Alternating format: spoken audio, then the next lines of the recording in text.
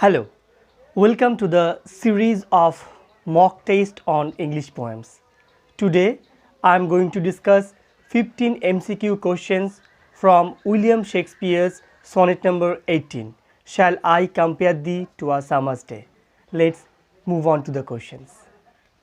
Question number 1. What kind of poem is Shakespeare's Shall I compare thee to a summer's day? The options are: first, philosophical; second, love; third, devotional; and the last option, nature. The correct answer is the second one, that is a love poem. Shakespeare's sonnet number 18, Shall I compare thee to a summer's day, is a sonnet that celebrates his love for his friend. Question number 2. Who among the following is addressed to in Shakespeare Shall I compare thee to a summer's day? The options are: first, mother; second, friend; third, father; and the last option, beloved. The correct answer is the second one, that is the friend. Poet's friend is addressed to in this sonnet. Next question. Which of the following aspects is celebrated in Shakespeare's Shall I compare thee to a summer's day?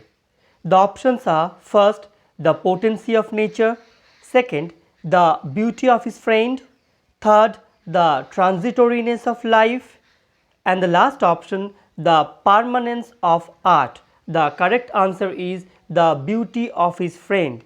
In this sonnet number 18, titled Shall I compare thee to a summer's day, Shakespeare celebrated the beauty of his friend. Question number 4. Shakespeare's Shall I compare thee to a summer's day begins with which of the following? The options are: first, personification; second, interrogation and simile; third, metaphor; and fourth, interrogation. The correct answer is the second one, that is interrogation and simile. The first line is Shall I compare thee to a summer's day?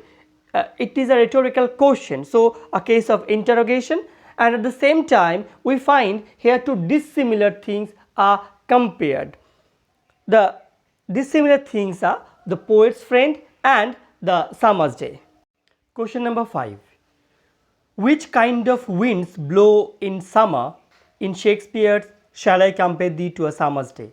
The options are: strong; second, rough; third, dry; fourth, weak. The correct answer is the second one, that is rough winds. In the sonnet we have the line, rough winds do shake the darling birds of May. So the winds which are mentioned in the poem is rough. Next question.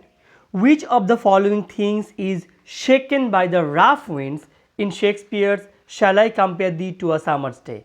The options are: first, trees; second, birds; third, the houses; and the last option, birds. The correct answer is the second one, that is the birds. In the poem we have the line, rough winds do shake the darling birds of May. So it is the birds which are shaken by the rough winds, and this is one of the fickleness that the summer season has.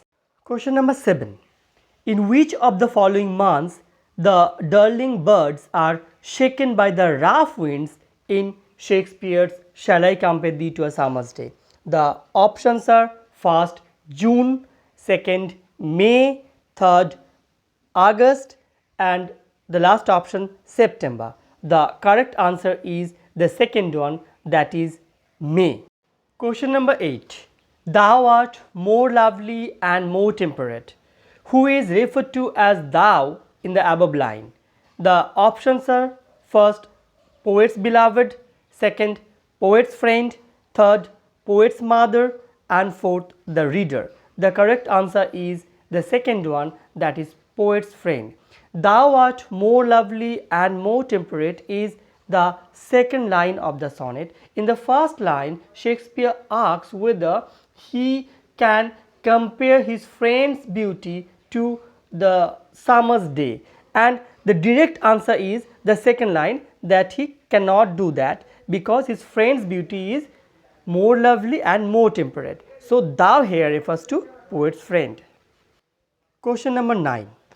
Which of the following is referred to as the eye of heaven in Shakespeare's Shall I Compare Thee to a Summer's Day? The options are: first, the cloud; second, the sun; third, the wind; and fourth, the day. The correct answer is the sun. It is a case of periphrasis where the sun is described in a roundabout way with the phrase the eye of heaven. Next question. How is the gold complexion of the sun dimmed in Shakespeare's Shall I Compare Thee to a Summer's Day? The options are: first, the rough winds; second, the clouds; third, the moon; and fourth, the day. The correct answer is the clouds. Question number 11. How does every fear from fear decline in Shakespeare's Shall I Compare Thee to a Summer's Day? The options are: first, by the rough wind; second, by nature's changing course; third, by the eye of heaven; and the last option, by the clouds. The correct answer is the second one, that is by nature's changing course. So it is with the nature's changing course that every beautiful things becomes bare of its beauty. Next question. Nor shall death brag thou wanderest in his shade. What does the word shade refer to in the above line?